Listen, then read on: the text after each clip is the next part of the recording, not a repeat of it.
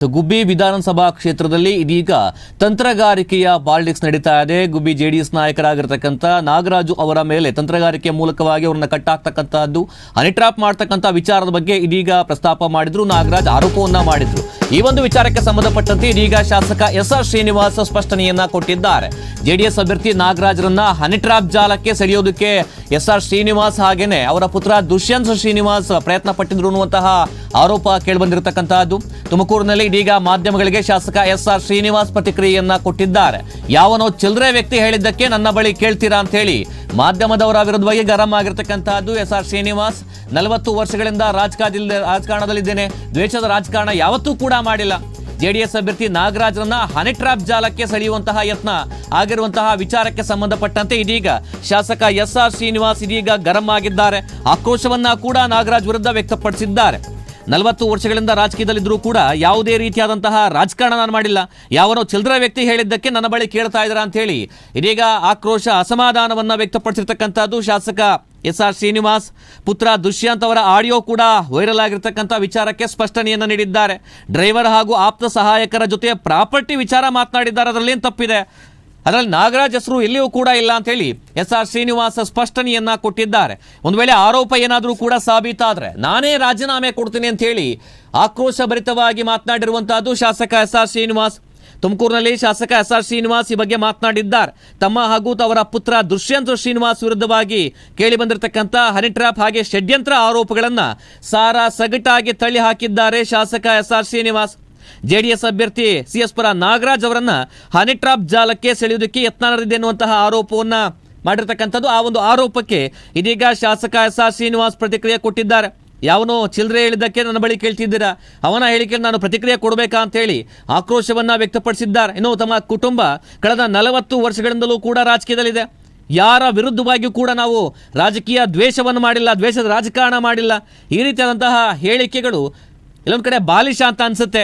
ಇನ್ನು ತಮ್ಮ ಪುತ್ರ ದುಷ್ಯಂತ್ ಅವರ ಆಡಿಯೋ ಕೂಡ ವೈರಲ್ ಆಗಿರ್ತಕ್ಕಂಥ ವಿಚಾರಕ್ಕೆ ಶಾಸಕ ಎಸ್.ಆರ್. ಶ್ರೀನಿವಾಸ್ ಸ್ಪಷ್ಟನೆಯನ್ನ ನೀಡಿದ್ದಾರೆ. ಆ ಒಂದು ಆಡಿಯೋದಲ್ಲಿ ಯಾವುದೇ ತಪ್ಪಿಲ್ಲ. ಡ್ರೈವರ್ ಹಾಗೂ ಆಪ್ತ ಸಹಾಯಕರ ಜೊತೆ ಪ್ರಾಪರ್ಟಿ ವಿಚಾರವಾಗಿ ಮಾತುಕತೆ ನಡೆದಿದೆ. ಅದರಲ್ಲಿ ನಾಗರಾಜ್ ಹೆಸರು ಕೂಡ ಎಲ್ಲಿಯೂ ಕೂಡ ಇಲ್ಲ. ಆಡಿಯೋದಲ್ಲಿ ಕೆಲವರು ಉದ್ದೇಶಪೂರ್ವಕವಾಗಿ ಪ್ರಚೋದನೆಯನ್ನು ನೀಡ್ತಾ ಇದ್ದಾರೆ. ತಮ್ಮ ಫೋನ್ ಪರಿಶೀಲನೆಗೆ ಕೊಡೋದಕ್ಕೆ ನಾನು ಕೂಡ ಸಿದ್ಧವಾಗಿದ್ದೇನೆ, ಒಂದು ವೇಳೆ ನನ್ನ ಮಗನೊಂದಿಗೆ ನಾನು ಮಾತನಾಡಿದರೆ ಸಾಬೀತಾದರೆ ನಾನು ರಾಜೀನಾಮೆಯನ್ನು ಕೊಡ್ತೇನೆ ಎನ್ನುವಂತಹ ಸವಾಲನ್ನು ಹಾಕಿರ್ತಕ್ಕಂಥದ್ದು ಶಾಸಕ ಎಸ್.ಆರ್. ಶ್ರೀನಿವಾಸ್. ಇನ್ನು ನನ್ನ ಮಗ ಮದುವೆಯಾಗಿ 3 ತಿಂಗಳಾಗಿದೆ, ಅಲ್ಲಿವರೆಗೂ ಕೂಡ ಅಲ್ಲಿಂದ ಇಲ್ಲಿವರೆಗೂ ಕೂಡ ನಾನು ಯಾವತ್ತೂ ಅವ್ರ ಜೊತೆ ಮಾತನಾಡಿಲ್ಲ ಅನ್ನುವಂತಹ ಹೇಳಿಕೆಯನ್ನು ಕೂಡ ಕೊಟ್ಟಿದ್ದಾರೆ. ಇನ್ನು ಅವನ್ನ ಡಿಸ್ಟರ್ಬ್ ಮಾಡಬಾರ್ದು, ಸ್ವಲ್ಪ ದೂರ ಇರಬೇಕು ಅನ್ನುವಂತಹ ವಿಚಾರಗಳು ಮಾತನಾಡಿರ್ತಕ್ಕಂಥದ್ದು ಶಾಸಕ ಎಸ್.ಆರ್. ಶ್ರೀನಿವಾಸ್. ನನ್ನ ವಿರುದ್ಧ ಯಾರು ಬೇಕಾದರೂ ಕೂಡ ಸ್ಪರ್ಧೆ ಮಾಡಲಿ, ನಾನು ಜನರ ಬಳಿ ಹೋಗಿ ಮತ ಕೇಳ್ತೇನೆ, ಎದುರಾಳಿಗಳ ಬಗ್ಗೆ ಕೆಟ್ಟದಾಗಿ ಮಾತನಾಡೋದಿಲ್ಲ.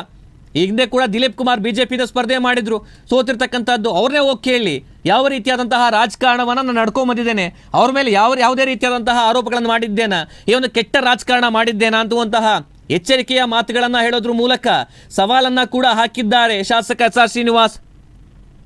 ನಾಗರಾಜ್ ಉದ್ದೇಶಪೂರ್ವಕವಾಗಿ ತಮ್ಮ ಮಗನ ಬಳಿ ಕೆಲವರನ್ನ ಕಳುಹಿಸಿ ಆಡಿಯೋವನ್ನು ಸೃಷ್ಟಿಸಿದ್ದಾರೆ. ಅವರ ಅನುಮಾನ ಕೂಡ ವ್ಯಕ್ತವಾಗ್ತಾ ಇದೆ, ಇದರಲ್ಲಿ ಯಾವುದೇ ಸತ್ಯ ಇಲ್ಲ, ವ್ಯಕ್ತಿತ್ವದ ಹರಣ ಮಾಡ್ತಕ್ಕಂಥ ರಾಜಕೀಯ ಅಂತ ಹೇಳಿ ಟೀಕೆ ಮಾಡಿರ್ತಕ್ಕಂಥ ಎಸ್.ಆರ್. ಶ್ರೀನಿವಾಸ್ ತಮ್ಮ ವಿರುದ್ಧ ಯಾರೇ ಷಡ್ಯಂತ್ರ ಮಾಡೋದು ತಲೆ ಕೆಡಿಸ್ಕೊಳ್ಳೋದಿಲ್ಲ ಅನ್ನುವಂತಹ ಎಚ್ಚರಿಕೆಯನ್ನ ಮಾಡಿದ್ದಾರೆ. ಹಾಗಷ್ಟು ಆಕ್ರೋಶವನ್ನು ವ್ಯಕ್ತಪಡಿಸಿದ್ದಾರೆ. ಹೇಳಿದ್ಕೆಲ್ಲ ಬಂದಂತ ಕೇಳ್ತೀರಿ ಹೇಳ್ರಿ, ಚಿಲ್ಲರೆಗಳು ಹೇಳೋದಕ್ಕೆಲ್ಲ ನಾನು ರಿಯಾಕ್ಟ್ ಮಾಡಲ. ಸರಿ, ಅವನು ಯಾರೋ ಚಿಲ್ಲರೆ ಹೇಳೋದಕ್ಕೆಲ್ಲ ನಾನು ರಿಯಾಕ್ಟ್ ಮಾಡಲ. ನಂದು 30 ವರ್ಷ ಹಿಂದೆ ನಮ್ಮ ಅಪ್ಪನ ಜೊತೆ ದುಡಿದಿದ್ದು 10-15 ವರ್ಷ, 40 ವರ್ಷದ ರಾಜಕೀಯ ಜೀವನದಲ್ಲಿ ಒಂದೇ ಒಂದು ದಿವಸ ಒಬ್ಬರ ಮೇಲೆ ದ್ವೇಷದ ರಾಜಕಾರಣ ಮಾಡಿದ್ದೇ ಆಗಲಿ, ಇನ್ನು ಒಬ್ಬರ ಮೇಲೆ ಏನಾದರೂ ಕೆಟ್ಟದಾಗಿ ನಡ್ಕೊಂಡಿರೋದೇ ಆಗಲಿ, ಇಡೀ ತಾಲೂಕಲ್ಲಿ ಮತದಾರನ ಬಿಟ್ಟು ಕೇಳ್ಕೊಂಬನ್ನಿ. ಇಲ್ಲ, ನನ್ನ ವಿರುದ್ಧ ನಿಂತಿದ್ರಲ್ಲ, ಈ ದಿಲೀಪ್ನೇ ನಿಂತಿದ್ರು, ದಿಲೀಪ್ ಅಂತ 2 ಸಾರಿ ನಿಂತು ಸೋತವ್ರು, ಅವ್ರನ್ನೇ ಕೇಳಿ. ನಾನು ವೈಯಕ್ತಿಕವಾಗಿ ಯಾರ್ದಾನ ತೇಜೋವಧೆ ಮಾಡ್ತೀನ, ಇಲ್ಲ ವೈಯಕ್ತಿಕ ವಿಚಾರಗಳಲ್ಲಿ ಯಾವತ್ತಾನು ಇಂಟರ್ಫಿಯರ್ ಆಗಿದ್ದೀನ, ಯಾರದೇ ಆಗಿರ್ಬೋದು, ಅವ್ರನ್ನೇ ಕೇಳಿ, ಅವರೇ ಹೇಳ್ತಾರಲ್ವಾ.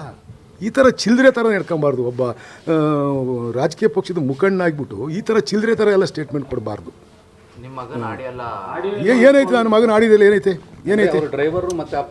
ಆಯಿತು, ಏನೈತೆ ಅದ್ರಾಗೆ ಮಾತಾಡಿರ್ತಾರೆ. ಯಾವ ಪ್ರಾಪರ್ಟಿ ಮಾತಾಡಿವ್ರೆ? ಅವನ ಪ್ರಾಪರ್ಟಿ ಮಾತಾಡ್ಯವನ, ನಾಗರಾಜನ ಪ್ರಾಪರ್ಟಿ ಅಂತ ಮಾತಾಡ್ಯವ ನನ್ನ ಮಗ. ಎಲ್ಲಿ ಹೇಳವನು, ಮತ್ತೆ ಎಲ್ಲಿ ಬಂದಿದೆ ನನ್ನ ಮಗಂದು? ಅದ್ರಾಗೆ ಪ್ರವೋಕ್ ಮಾಡ್ತಾರೆ, ಕೇಳಿಸ್ಕೊಂಡಿದ್ದಾರೆ. ಅದ್ರಾಗೆ ಏನಾರ ಬೇಕಾ ಕೇಳ್ರು, ಏನಾರ ಬೇಕಾ ಕೇಳು ಅಂತ ಕೇಳ್ತಾರೆ ಒಬ್ಬ ಸಣ್ಣ ಧ್ವನಿಲಿ. ಅದನ್ನು ಯಾವ ಉದ್ದೇಶ ಇಟ್ಕೊಂಡು ಇವ್ರು ಮಾಡ್ತಾ ಇರೋದು. ನನ್ನ ಮಗ ಮಾಡ್ತಾ ಇಲ್ಲ. ನನ್ನ ಮಗ ನಾನು ಫೋನ್ ಕೊಡ್ತೀನಿ ನಿಮ್ಮ ಕೈಗೆ, ತಗೊಂಡೋಗಿ ಚೆಕ್ ಮಾಡಿ. ನನ್ನ ಮಗಂತವ್ ನಾನು 3 ತಿಂಗಳಾಯಿತು ಮದುವೆ ಆದಮೇಲೆ ನನ್ನ ಮಗಂತವ್ ಮಾತಾಡಿಲ್ಲ. ನೆನ್ನೆನೇ ಮಾತಾಡಿರೋದು ನಾನು ಫೋನ್ ಕೊಡ್ತೀನಿ. ಹೇಳೋನಲ್ಲ ಅವನು, ಫೋನಿಗೆ ಕರೆಸ್ಪಾಂಡೆನ್ಸ್ ಮಾಡವ್ರೆ ಹೇಳವ್ರೆ ಅಂತ ಏನೇನೋ ಹೇಳೋನಲ್ಲ. ಕೊಡ್ತೀನಿ ತಗೊಳ್ಳಿ, ಅವನೇ ಎಂಕ್ವೈರಿ ಮಾಡಿ ಅವನಿಗೆ ಕೊಡಿ ತಗೊಂಡು ಫೋನ್ ನಂದ. ನಾನು 3 ತಿಂಗಳಿಂದ ಈಚೆಗೆ ನನ್ನ ಮಗಂತವ್ ಮಾತಾಡಿದರೆ, ನೆನ್ನೆ ಮಾತಾಡೋದು ಬಿಟ್ಟರೆ ಮಗಂತವ್ ಮಾತಾಡಿದರೆ ನಾನು ರಾಜೀನಾಮೆ ಕೊಡ್ತೀನಿ. ಇವೆಲ್ಲ ಮಾಡಬಾರ್ದು, ಚಿಲ್ಲರೆ ಥರ ನಡ್ಕೊಬಾರ್ದು. ಒಬ್ಬ ಗೌರವಾನ್ವಿತ ವ್ಯಕ್ತಿ ಅವನು ಹೇಳೋರೆ ನಮ್ಮ ತಾಯಿ ಎತ್ತಿ ಮರಕಾಕಿಯವರು ನಮ್ಮನ್ನೆಲ್ಲರೂ ತಿಪ್ಪಿಗೆ ಹಾಕಿದ್ರ, ನಮ್ಮನ್ನೇ ಈಗ ನಿಮ್ಮನ್ನೆಲ್ಲ ತಿಪ್ಪಿಗೆ ಹಾಕಿತ್ತ ನಿಮ್ಮಮ್ಮ ಎತ್ತಿ. ಎಲ್ಲರೂ ಮರಕೆ ಹಾಕೋದು, ಎಲ್ಲರೂ ಗಂಡಸ್ರೆಯ, ಎಲ್ಲರೂ ತಾಕತ್ತಾಗೆ ಇರೋ ರಾಜಕೀಯ ಮಾಡೋದು. ನಾನು ನೇರವಾಗಿ ರಾಜಕೀಯ ಮಾಡೋನು. ನನ್ನ ವಿರುದ್ಧ ಯಾವೊಂದು ನಿಂತ್ಕೊಂತಾನೋ ಅದ್ರ ಬಗ್ಗೆ ತಲೆನೂ ಕೇಳಿಸ್ಕೊಳ್ಳೋದು. ನಾನು ನೋಡು, ನಾನು ಜನದತ್ರಕ್ಕೆ ಹೋಗಿ ಓಟ್ ಕೇಳೋದು ಬಿಟ್ಟರೆ ನಾನೊಂದು ಸಣ್ಣ ಸಭೆನೂ ಮಾಡಲ್ಲ. ಎದುರುಗಡೆ ನಿಂತಿರೋನಿಗೆ ಅವನ ಬಗ್ಗೆ ಒಳ್ಳೆಯದು ಮಾತಾಡಲ್ಲ, ಕೆಟ್ಟದು ಮಾತಾಡಲ್ಲ. ನನ್ನ ಕೆಲಸ ಏನೋ ಅಷ್ಟು ಮಾಡ್ಕೊಂಡು ಹೋಗ್ತೀನಿ. ಇವತ್ತು 5 ಕೋಟಿ ವರ್ಕು ಪೂಜೆ ಮಾಡೋಕ್ಕೆ ಹೋಗ್ತಾ ಇದ್ದೀನಿ. ಅದನ್ನು ಬಿಟ್ಬಿಟ್ಟು ಈ ಥರ ಚಿಲ್ಲರೆ ರಾಜಕಾರಣ ಮಾಡಬಾರ್ದು, ಯಾರೇ ಆಗಲಿ ಮಾಡಬಾರ್ದು. ತಗೊಳ್ಳಿದ್ದೀವಿ ಹೋಗಿ ನನ್ನ ಕಾನ್ಸ್ಟಿಟ್ಯೂನ್ಸಿಲಿ ಕೇಳಿ, ಬೇಡ ನನ್ನ ಕೇಳಬೇಡಿ, ದಿಲೀಪನೇ ಹೋಗಿ ಕೇಳಿ. ಅವನು ವ್ಯವಹಾರ ಮಾಡ್ತಾವನಲ್ವ.